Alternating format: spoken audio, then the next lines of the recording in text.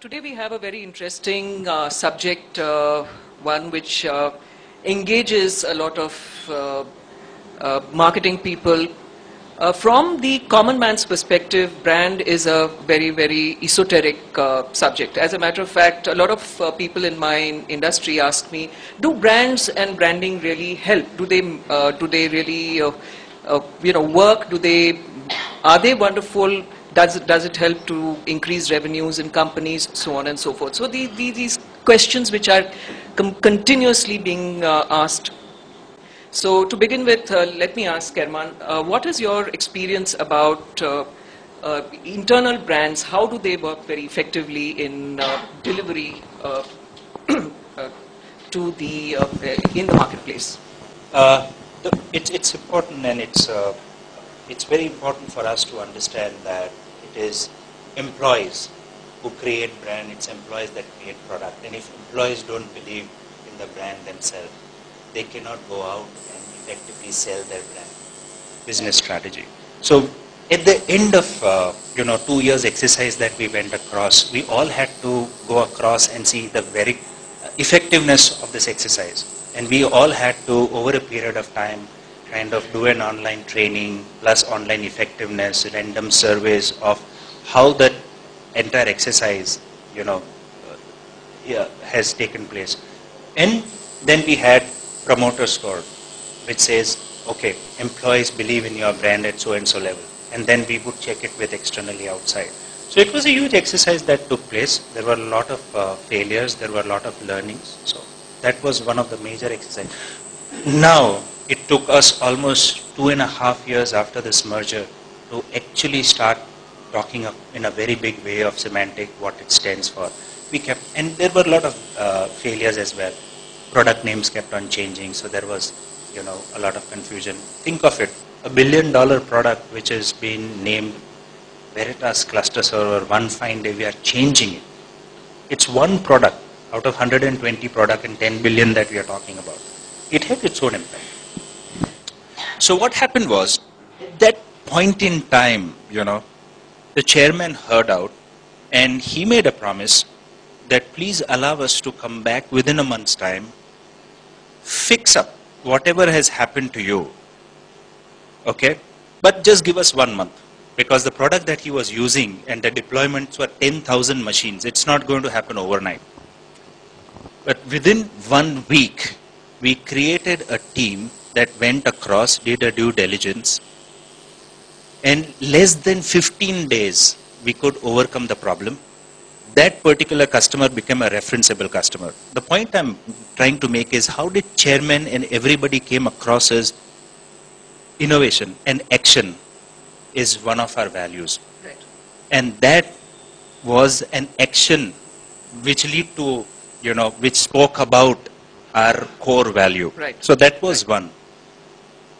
Just about 6 months back, when I was traveling, I read a letter which was written by the Times of London about an Indian traveling from Bombay to London.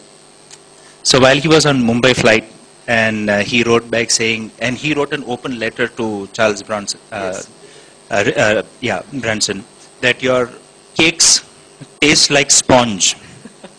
And he was extremely overtly critical.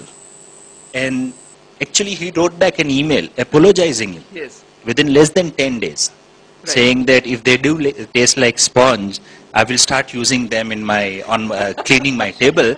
But he said, I'm going to take an action. Right. And he said, I'll invite you to taste my next cakes. So what does that signify is that these action does not happen overnight. Right. Okay. These are brand values. Yes. That are internalized so well. Right. That people stand and go over and beyond. Right. It's been very, very interesting to hold together the values. At TCS, I guess it was very much simpler, because the Tata values flew into everything, and they were so intrinsic to everything one did. Any of the functions in the organization typically had to walk the talk. There was just no way out. We had ethics officers who actually mandated, ensured everything was in place. The communications department was big, so we could actually ensure that it was through the grain of the organization, one could see it. But in a company like Geometric, it was a very interesting exercise. We actually realized that the company had changed drastically over 20 odd years. It started out being a products company. I don't know how many of you know about Geometric. But it was a top-notch products company at one time, headed technologies big time. So over time, they had acquired a lot of entities across the globe, though a lot smaller than them, but the scope of work had changed drastically. The culture of the organization had changed. The cultural diversity had changed. Suddenly from 2% of international employees, suddenly there were 19% international employees. So how do you tackle a situation like that, which is really, a change of identity, really? And what is branding really about? It's about the identity of the organization.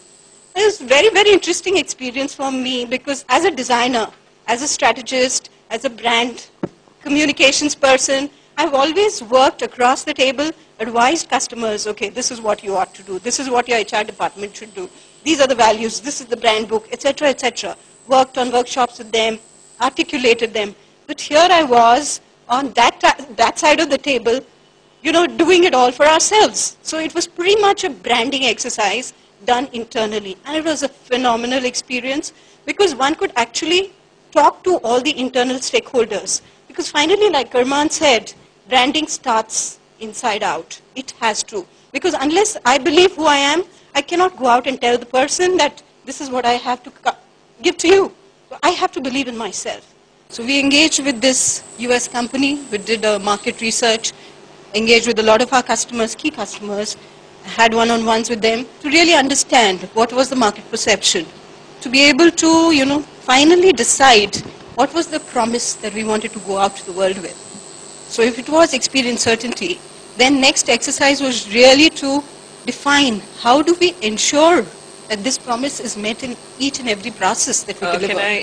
Everybody said they always deliver beyond their promise, so which is why beyond the obvious is still there, because Indians as such have the tendency of going that extra mile, and doing that extra bit more for the customer, which always adds to the customer delight. And at the end of the day, that's what everybody is looking for.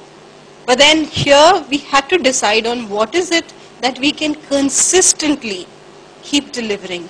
So I think Arman made that point, about constantly doing that. Right. So it's about consistency through communication, right, through our processes, through delivery, like you say. So there were major SLAs to ensure that deliveries happen the way that they have to happen. So escalation matrices, processes, everything is documented. So brand has many stages, just like the launch, the success, and then slowly it needs refreshment. And we have this global survey always, which we call the locomotive customers. So people who are most valuable to us, right, are our locomotive customers, like right, Nestle being one of them. And there's a key management or key account team, of which one is exclusively responsible for taking care of how customer is satisfied, what he feels about the brand, and then after the survey is evaluated, it takes about a couple of months, and then the score sheets are ready, and then we eventually present it to the customer. It's a transparent thing we do. About 10 customers we have in India, and globally there are not more than 40-45 accounts where we circulate this survey, which actually helps us to see where we stand in the customer eyes. As in, given an opportunity, would he like to just shift loyalties overnight, or would he still stick to us? Because if you work, you're bound to make mistakes. And if you make mistakes, you have to improve on it. So have the mistakes been rectified? As you were saying, 15 minutes is a very short time. Tetra Pak also happens to be a customer for Symantec, and we know the service levels that they provide. 15 minutes is a long time, he said. The service is much faster than that. In our line, it can't be that faster. It takes time, but one has to take actions. One has to improve each year the benchmark. Only then the customer would stick to you. So brand essentially forms one part of your day-to-day life where you interact, and over years it should only increase and not decrease.